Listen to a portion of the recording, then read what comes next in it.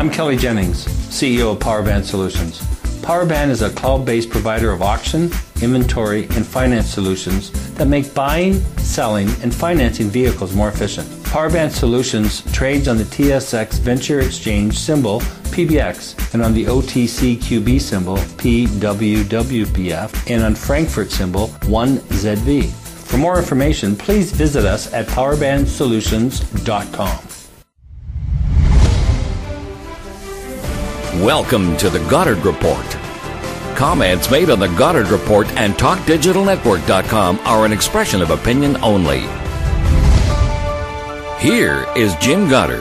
My guest is award-winning investigative reporter Bob Mackin, who's also the publisher of TheBreaker.News, his website, TheBreaker.ca. Welcome back to the show, Bob. Thank you. The Vancouver civic election, never without a dull moment, it seems. What's the latest that you have?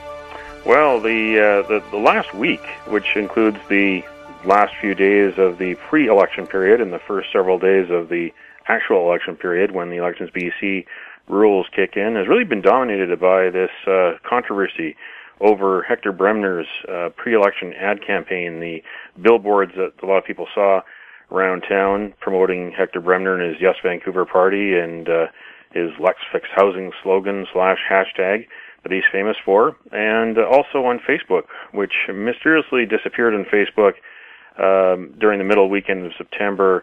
The same weekend, a mysterious Facebook page showed up, which was attacking Ken Sim, the NPA mayoral candidate, with some allegations that did not come with any proof, and whoever was operating that page did not respond to me. I wanted to find out who it was and what kind of proof they had. Well, the mystery over the Vancouverites for Affordable Housing Facebook page, the pro Hector Bremner page, and the pro Hector Bremner billboard campaign was solved when the Globe and Mail reported last week that it was Peter Wall, the famous developer who was behind the BC Liberals and Christy Clark, and the famous developer who was behind Vision Vancouver and Gregor Robertson, had spent about $85,000 through his law firm, Bennett Jones, to place these billboard ads around town. And Star Metro reported that a fellow named Mika Heinz, who had worked in the BC Liberal caucus in Victoria, was the person through his consultancy that actually placed the ads, the billboard ads, and was involved with a Facebook campaign that was pro Hector Bremner. And then suddenly yesterday, Bremner takes a different spin after trying to say that he didn't know who was doing this, but thanked them for doing it. Then yesterday on CBC said that he had met with Peter Wall in the past year or so, and he thought Peter Wall wasn't terribly enthused with him and didn't think he could actually fix housing. And then later in the day, Peter Wall told the Globe and Mail that no, he was going to now support Kennedy Stewart, the independent MP, the independent candidate for mayor, who was formerly the NDP Burnaby South MP. I'm looking at that and thinking that they're really doing a great job of trying to get that toothpaste back into the tube. That's what their big effort, to put the toothpaste back into the tube and to change the channel. Because that ad campaign, what it did was it exploited the loophole in the new campaign finance laws that allows anything goes before the election period to spend as much as you want and from any source, and then once the election period kicks in, then it has to be disclosed, then it has to be reported to Elections BC, and it has to be limited to $1,200 cap for donations to candidates and to parties. So this has really dominated the discourse. I don't think many people really believe that Hector Bremner didn't know about who was putting his face on the billboards, especially in this day and age when billboard companies want to know that the content on the billboards is properly dealt with from a copyright standpoint, that the images on a billboard are actually properly being used by the advertiser, and they're not going to get the billboard company or the advertiser in any legal hot water. And then the Facebook page as well, which eventually was taken down. Again, it was anonymous and taking advantage of the fact that Facebook in Canada still allows anonymous political content even during election campaigns. It looked a little bit too convenient. Bremner, of course, denied it. Bremner, of course, is someone who came from the BC Liberal sphere of things and is a lobbyist and spent his time as a full-time public relations and lobbying employee at the PACE Group while working as a part-time city councillor, which is really the reason why he is no longer in the NPA, why he had to start his own party. We'll see what this does in the public opinion polls, because right now the campaign does seem to be shaping up as a Kennedy Stewart versus Ken Sim battle. There's so many other contestants there, and there's still 3 weeks to go or so before Election Day, and a lot of things can change. But you've got Ken Sim on the center right, and you've got Kennedy Stewart on the center left. There's more fragmentation this time. We'll see if any of these challengers also bow out and endorse anyone if they see the writing is on the wall that they can't win, yet what they can do to help another win. But for now, we've got this situation here where housing is the overarching issue, the only issue in double digits. Everything else is in single digits, according to a recent poll by Research Co., which is Mario Canseco's new company. And it really did also point out that there is still a large amount of undecideds, even though people are starting to move over and start to get ready to park their votes either in Ken Sim land or Kennedy Stewart land. That research done by Mario Canseco, I think it found only 3% of civic voters were interested in pipelines. How many millions of dollars have Vancouver and Burnaby spent fighting the pipelines? Well, it's well over $1 million with Burnaby. We don't know the exact tally with City of Vancouver. It has been a popular issue, and it's an issue that, for instance, Justin Trudeau rode to victory in 2015. He said that he was going to leave it in the hands of communities to issue social license. And a lot of people who would have voted NDP put their vote into Liberal candidates and helped the Liberals really gain control in the Lower Mainland. And, of course, some of those same people felt miffed when the Liberals eventually approved the pipeline and felt even more miffed when the Liberals bought the pipeline from Kinder Morgan. It is an issue that, because of what happened in April 2015 with the grain ship called the Marathassah, when that had what was really a minor oil spill, fuel oil that did show up in beaches, English Bay, Kitsilano, West Vancouver. There was even oil all the way into Burrard Inlet towards Port Moody. That one was an environmental catastrophe that got a lot of ducks dirty.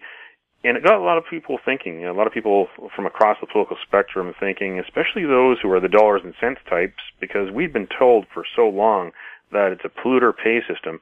And I'll have to double check the courts, but I don't think the decision's been handed down at all by the judge yet regarding the court matter that was going on for much of spring, as our governments were trying to get the owners of the Marathassah grain ship to buck up to pay for the environmental cleanup, which we were told by the federal government, by the Harper Conservatives, then the Trudeau Liberals, that if you're going to pollute, then you're going to pay. And that case did have an impact and would have changed the minds of some people who would normally have not cared about oil tankers or any tankers or any marine traffic going up and down. It's part of industry, part of heavy industry. It's part of tourism with cruise ships. But that got some people thinking, well, do we really have a polluter pay system? And if someone does pollute, if there is a spill that causes an environmental catastrophe, who really pays for it? It needs to be cleaned up, of course. Someone's got to pay for it, but it really should be on the shoulders of those who should be doing better with their ships. And there was evidence that the Marathassah grain ship, which was a very new vessel, was not properly maintained, or perhaps not even properly delivered to the owner, and that's what eventually led to the catastrophe here in Vancouver. So it really shouldn't be an issue, though, in the civic election, because of the main issue being the Federal Court of Appeal decided that the federal government had to go back to the drawing board because it didn't properly consult the First Nations and because it didn't properly consider the potential impacts of tanker traffic and oil spills on the southern resident killer whales. So the federal government has announced that it's going to take another 22 weeks or so to try to fix those problems because it has a pipeline that it now bought with our money that it needs to build or find a new buyer for. So it really doesn't belong necessarily in the election discourse or election campaign. Kennedy Stewart, because that's his pet project. He got arrested and convicted for protesting outside the Kinder Morgan facility in Burnaby. That's really something that he's attached himself to, and his voting base may well respond very positively if he does say he's going to carry on the fight that Greater Robertson started. But Ken Sim and some of the other candidates are going to pull the other direction and say, that really is not in Vancouver's jurisdiction. The fact that a lot of money has already been spent, Vancouver has had its say, the courts have had their say. Vancouver itself, within the area from Burrard Inlet to the Fraser River and from Point Grey to the boundary of Burnaby, that is what City of Vancouver going forward after the Vision Vancouver and Greater Robertson era is over in a matter of weeks, that this City Hall has to get down to basics and has got to clean up the financial house at City Hall and also make this city work again, because for the last 10 years under Vision Vancouver, you've had politicians who have been trying to save the world, whose pet projects have been climate change and whose pet projects have been the greenest city plan. And, make no mistake, we need to have a clean environment, but we also need to have a city that works, where transportation works properly, where there's proper law and order, where people can feel safe, and a city that's fiscally responsible. And that's going to be something that we'll need to watch as the mayoral debates go along, which issues really do score with people. Housing, of course, is the overarching issue, and affordability. It's this once-in-a-generation issue. A lot of these candidates are trying to give their own solutions and offer wild and crazy numbers of how many units of affordable housing they want to build over the next 10 years. But again, it's all aspirational. And this is a real tough one for voters, especially when they've got a ballot that they'll have to use and choose from. That'll include 21 mayoral candidates and 71 city council candidates, plus the park board and plus the school board candidates. Time is running out, but we'll see if this does really focus on a battle between Ken Sim and Kennedy Stewart as it is shaping up, or if there might be any curveballs among the other 6 or 7 mainstream challengers. We'll have more with Bob Mackin right after the break. Avon Resources Limited is a gold exploration company with significant projects in British Columbia, Saskatchewan, and the Yukon. Trading on the TSX Venture Exchange, symbol ABN, and the pink symbol ABN-AF. Surrounded by world-class gold deposits and mines, Avon's 23,000 hectares Forest Kerr Gold Project is located in the heart of the Golden Triangle in northwestern BC. For more information, visit us at avonresources.com. I'm Brian Fowler, president of Blind Creek Resources Limited, listed on the TSX Venture Exchange, ticker symbol BCK. Blind Creek is focused in the Yukon, Northwest Territories, and British Columbia. The company's key property is the Blend Project, one of the largest undeveloped lead zinc silver deposits in Western Canada, plus plans to advance the recently acquired, fully permitted historic engineered gold mine in the Atlan district of northwestern BC. Check us out at blindcreekresources.com. Welcome back. We're speaking with Bob Mackin. Bob, has there been any fallout from Mayor Greater Robertson's thousands of secret emails? Well, we do have, interestingly enough, this is Right to Know Week. The last week of September is marked around the world by people who want open government as Right to Know Week. And it's Right to Know Week here in British Columbia and Vancouver. And on September 25th, the NPA actually had a news conference to talk about their transparency and accountability platform. They gave their high-level planks of the platform, didn't drill down to the finite details that would wait until they would possibly get a majority on city council and possibly get Ken Sim elected as mayor. But they do have some ideas for that, including a lobbyist registry and including striking a task force to see to it that there's proper privacy protections during elections in future, and to end anonymous campaigning in Vancouver, and also they want to return the city to the public and the media to City Hall, where the public and the media can get information out of City Hall. What a revolutionary idea! But in the last 10 years, that's been very difficult because of the rise in City of Vancouver's corporate communications department, where there's 43 people employed, and the decline in the Freedom of Information Office. If you wanted to have a template for a secretive City Hall anywhere in Canada, this is where people should go to look. And this is a City Hall which has been found time and again to be breaking the FOI laws, however toothless they may be, where you have former Chief of Staff to Gregor Robertson, Mike McGee, who was mass deleting his email and using his consulting company's email address so he could stay away from people like me who want to see what politicians and their staff are saying on their email through FOI. Robertson himself used Gmail, and for thousands of messages, of which 300 I have so far. There's probably a lot more, and hoping he doesn't delete them all by the time he leaves office. A very sneaky move of his.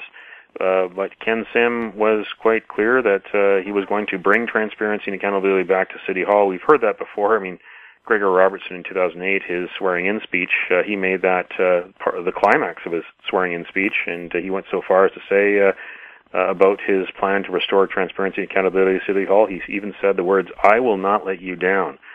After almost 10 years, a lot of people have been let down, people including those who are Vision Vancouver supporters who've left the flock as this party flounders into this election with no mayoral candidate and with a real skeleton crew of candidates, and only one incumbent from this council. Heather Deal is the last Vision Vancouver member from this council to put her name forward for the October 20th civic election.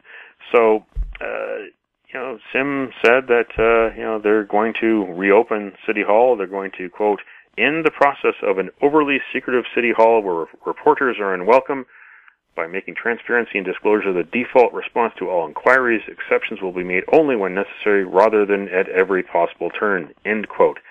So Ken Sim has already drawn the box around him, which is good. It's a box of transparency, and I'm going to hold him to those words. If he gets elected, if a majority NPA City Council gets elected, he's already said those words, and people like me will hold them to him, just as I have spent much of the last decade holding Gregor Robertson to his lofty words. We'll have more with Bob Mackin right after this.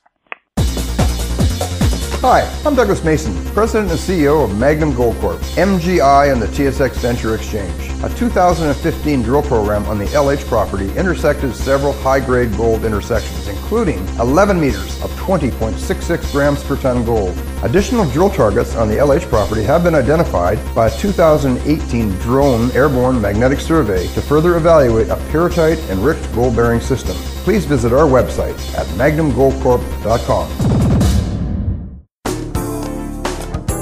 Don't miss out. Stay informed. Receive the HowStreet.com weekly recap with thought-provoking podcasts, radio, and articles delivered to your inbox. Sign up for the HowStreet.com weekly recap on our homepage at HowStreet.com.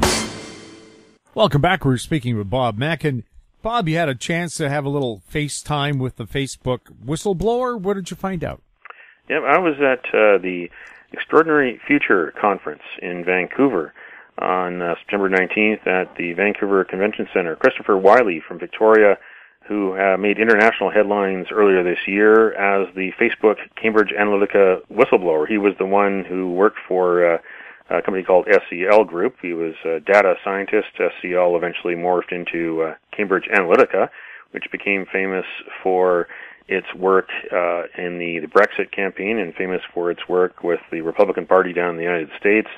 And it became famous because it had an office in Victoria, which Christopher Wiley has described as a subsidiary. The people involved in the company called Aggregate IQ have denied they're a subsidiary, but the documents that Christopher Wiley tabled to the UK committee at the UK House of Commons, seemed to support his contention that Aggregate IQ in Victoria is actually a subsidiary of SCL Group.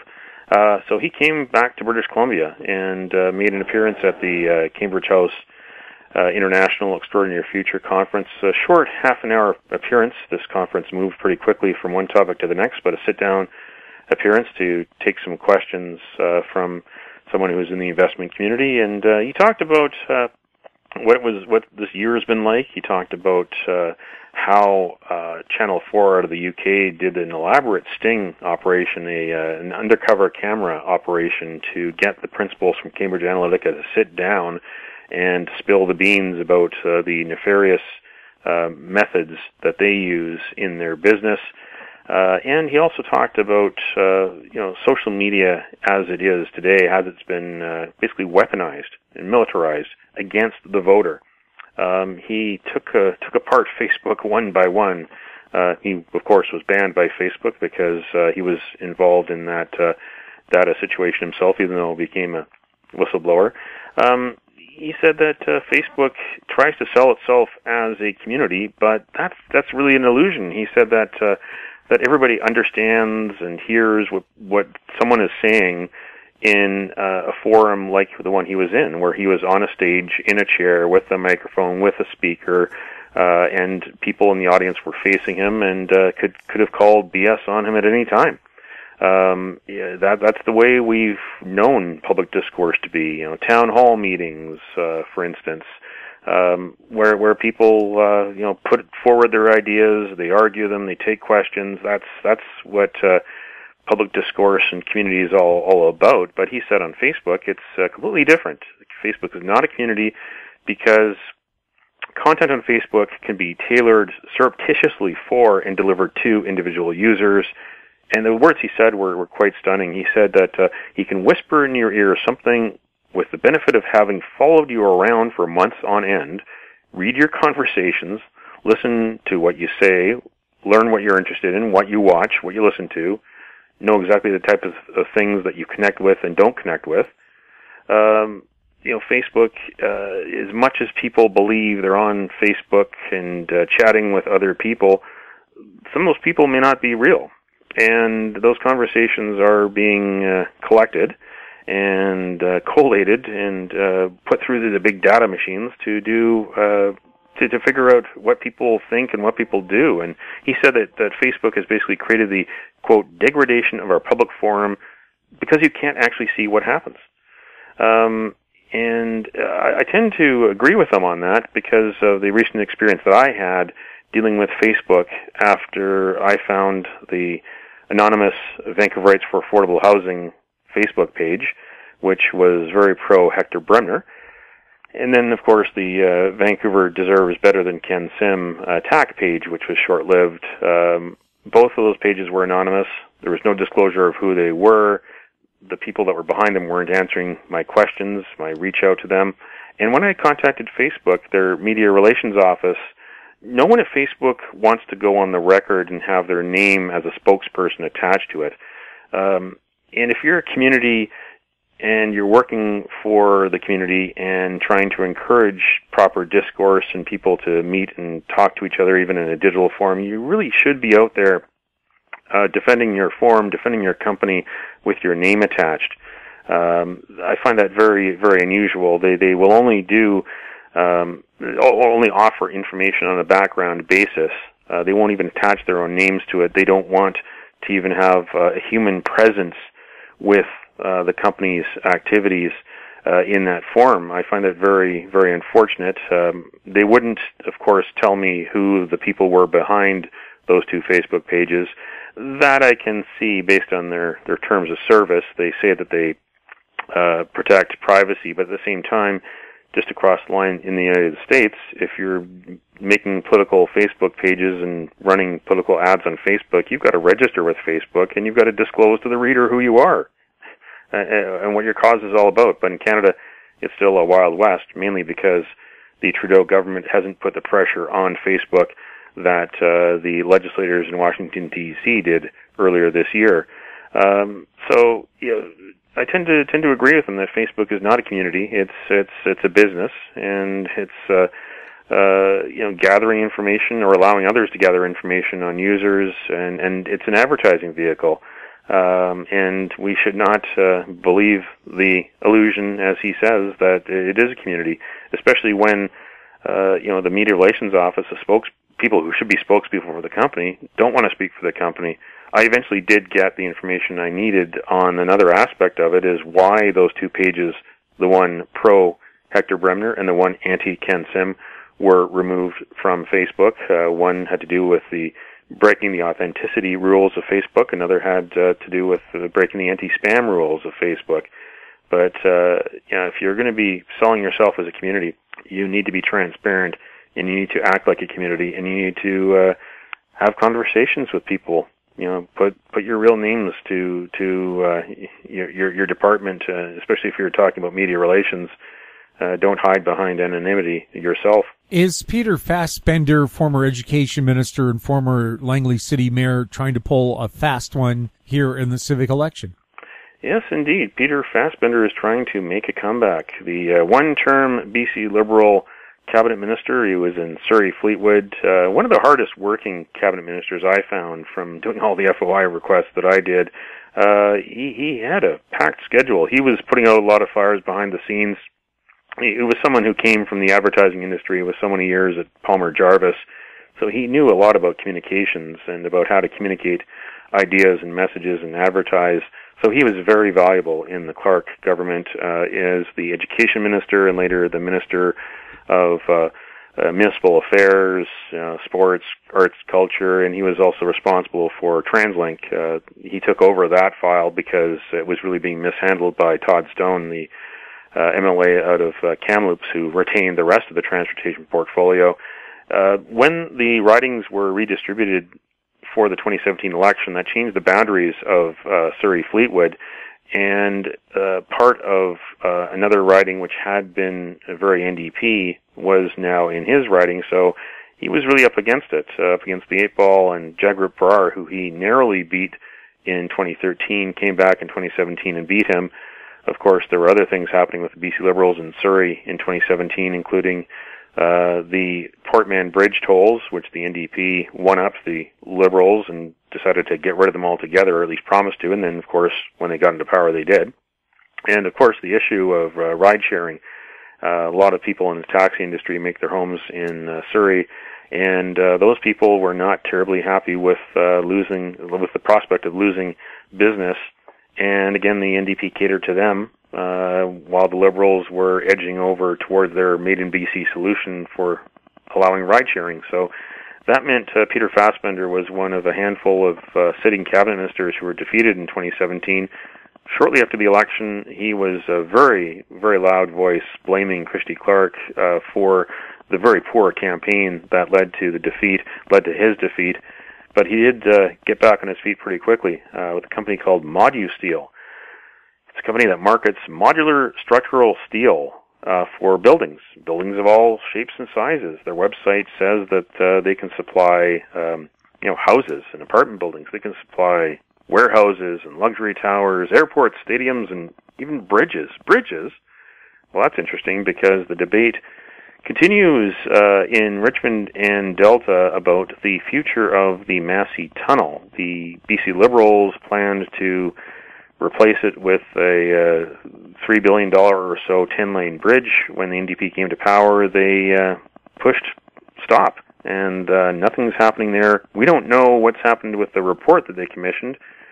There are some that say that a tunnel should be built there. I don't think there's anyone who disagrees that something should be done there because the traffic jams are horrendous. It's a growing area in Richmond and Delta, but the question is, how much public money do you want to spend, and do you want to spend it on a bridge, which could be a bit risky because of the soil conditions at Dease Island, or do you want to spend it on a tunnel? Although if you spend it on a tunnel, that would make it harder for Port of Vancouver to send big ships up the Fraser River. So expect this to become a campaign issue because the main challenger to Malcolm Brody in Richmond, a lawyer named Hong Guo, her logo is a bridge. and that means two things. She wants to build greater ties between Richmond and China, but also she's very much for the bridge. Malcolm Brodie is perhaps the biggest voice against the bridge. Even though he is a BC Liberal himself, he disagreed with his party's plan to build that bridge, mainly because of traffic congestion. It would have only just transferred the big bottlenecks further north to north of Richmond instead of the south of Richmond. So the people who are for the bridge right now really don't have any power, but this could be a rallying point for BC Liberals on both sides of the Fraser River as we get closer, because we are getting closer to 2021, believe it or not, when the next scheduled provincial election is. And, of course, if the Green NDP alliance frays or falls apart before then, we'd be in for a sooner election. And this is definitely a wedge issue. Ladner and Tsawwassen, which have been solidly Liberal for many years, except for the time when Vicky Huntington was the independent MLA. And, of course, Richmond has been solid Liberal for a long time. This could be an issue that the Liberals want to rally around, and, because no one likes traffic jams. And the fact that Peter Fassbender showed up there, even though he said he's not getting involved in the campaign, I don't necessarily believe him, because I put myself in Hong Guo's shoes, and you'd think that she'd want to ask for some advice from someone with such long political experience as Peter Fassbender on a regional and municipal and provincial stage, and also someone who is a well-known person in the advertising world. So we'll see what that does, what kind of campaign Hong Guo runs with, especially since her campaign already has a few clouds over it. She is awaiting a Law Society hearing because the Law Society is charging her with professional misconduct over mismanagement and misappropriation of millions of dollars. She says she's innocent. She says that her ex-employees absconded with the money, laundered it through casinos, and went to China. She's also facing a lawsuit over a $13 million or so collapsed real estate deal in Richmond. She, as of last week, had not filed her statement of defense, and she's not saying much to the media these days. She's the most serious challenger to Malcolm Brodie, who, if he wins, would become the longest-serving mayor in Richmond history, and he would also be the senior mayor in Metro Vancouver because of all the mayors who are resigning or retiring. Bob, thank you so much for chatting with us. Thank you. My guest has been award-winning investigative reporter Bob Mackin. He's the publisher of TheBreaker.News, his website, TheBreaker.ca. If you have any questions for Bob or any of our other guests, you can send them to info@HowStreet.com. I'm Jim Goddard. Thanks for listening. Comments made on the Goddard Report and TalkDigitalNetwork.com are an expression of opinion only. The Goddard Report is available online and mobile at TalkDigitalNetwork.com. The Goddard Report is a production of How Street Media Incorporated.